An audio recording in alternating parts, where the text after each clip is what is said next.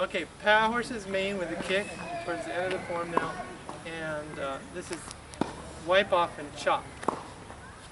So the form again, you follow step, chop, and there's your kick and then thrust. You don't shift forward, you just chop with the hand up.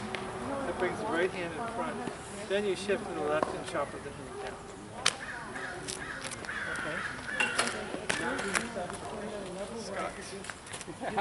So the first thing is this power horse's mane with the kick. So from the grab, from single whip, again, if he pulls my arm, I need to do this, do that follow step to catch my weight. At the same time, I turn up my hand and chop him in the head. If I get this hand, that's great. I'm going to pull it. And then this will go up to his eyes. And then my kick can go anywhere. I can also do this one. And then kick him off. See? Or just kick the knee. That's from the grab. If he punches with that, you're going to look at this as your parry. Here's your attack. So what you're probably looking at is a 1-2. So if he punches with the left, you're looking at the second one coming through that way. So this is your parry, and then your kick and your thrust are going to come through that. So it's going to be very fast and furious kind of like that. I know. See it? So that's from the punch. If he grabs me around the waist, what you're going to do is step to the side and try to take the head and peel it away from you. And this left arm is going to hook under. Okay? And at that juncture, if he tries to grab my front leg, if he slips under my hand, he grabs my front leg. Yeah, it doesn't really matter, but if he grabs the front, you'll see it easy. All you're going to do is take the head again and try to peel it down and peel his shoulder forward and just kick it. So that's that. You can also lift the knee up to his ribs if he's giving you trouble. If he really pulls on your leg, go ahead and let him have it, so to speak. So that's the first one. There's a lot of chin-na and bait kind of embedded in that one too.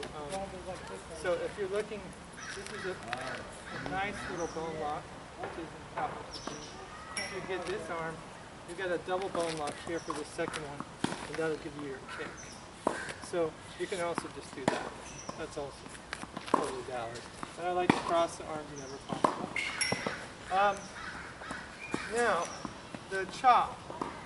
So we're at this juncture, and let's say I'm trying to do this and he grabs my wrist and I screw it up because I've gone too far away from my body.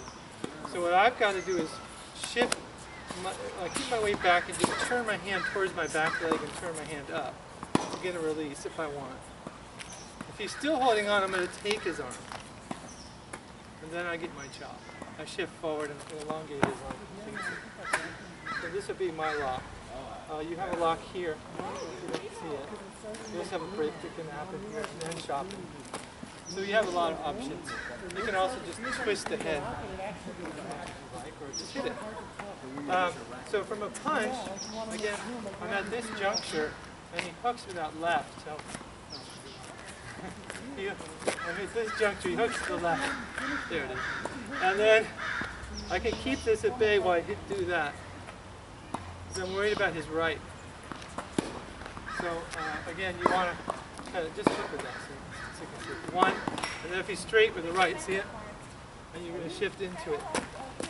So this is number 11 in linear bongo. It's called hack.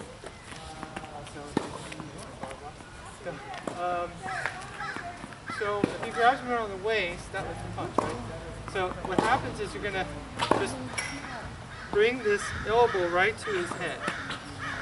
And then as you chop with this, just push him out. And you might want to push him down. So you also have this option too. If you can peel him out with this arm coming underneath, you can also just push him across that way. Push the arm low, because he's kind of low. So you can just chop low. And you can get him to move off of you. Maybe you can get behind him as well. With this arm, just peel his ribs off. some of the options for those two. There's a lot more. And I think that's a good start. The push hands versions, right at the side. And so he's basically going to do this. He's going to first push with his right. And I try to do Pat Horse's mane, which is this way. And then he reverses and he knows it now. So he pushes with his left and I just do the second part. That. So it's again a 1-2 kind of push. 1, it doesn't work. 2, this one works. Okay. So that's basically the whole thing. So you can try either one or both. Then the chop, we don't switch feet. We'll stay on this side. He's going to push with his left arm.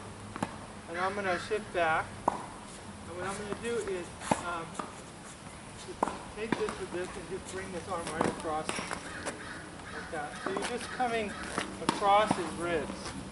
So again, with all these things, you have to neutralize this pressure. You're not running away from the pressure, and you're not resisting the pressure. You're neutralizing it into your back foot. Once you have that, then you can use the left. No problem. If you need the right, it's there. The right can kind of guide him just in case you're kind of worried about it. You know, if he tries. Also, if he does a 1-2 with this one, it works fine. So if he pushes with this one and he starts pushing with that, you have to just drop it into your front foot. That's a little tricky maybe, but can do.